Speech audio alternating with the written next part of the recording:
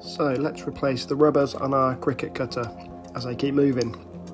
So you need a couple of small screwdrivers and a couple of little pry bar things. So basically, the first thing you do, you need to take the plastic cover off the back of your Cricut. This is the first time I've done it, so it's quite tight. Just take your time. It feels like it's going to snap, it wants to snap, but just take your time, work your way along, and it will pry off.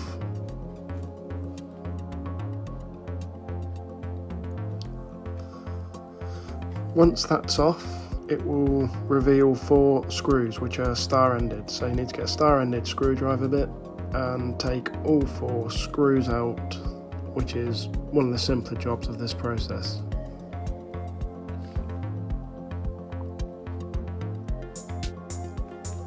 Put all your screws in a tin so you don't lose them.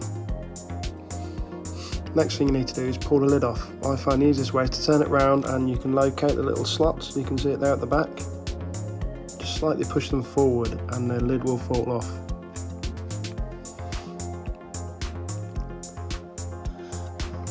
Right, that's the lid off. Now we turn it over and take the 4 caps off the bottom of the Cricut, which will reveal 4 long black screws. Just need a Phillips screwdriver to take all 4 of those out. That's fairly easy as well. This is the bit what took me a while. So fiddly, it's really hard to get a screwdriver in this hole. There's 6 screws to take out, and for some reason Cricut have put them up really tight, so this took me quite a while actually, and it nearly made me give up, but I persisted and got them out. Now the case comes off. Be careful because it is attached to a circuit, so what you need to do first of all is just unplug the circuit. Fairly simple. This is the end we'll be working on first.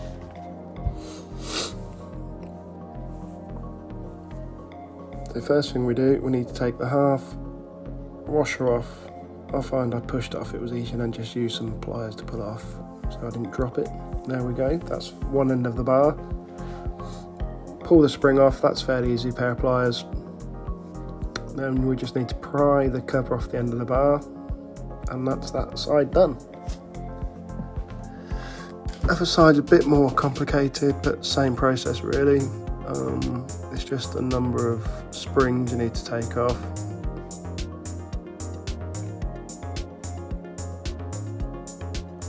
Then you unscrew the housing for the motor, which is 4 screws, 2 blacks, 2 silvers, and that just pulls off. Another spring.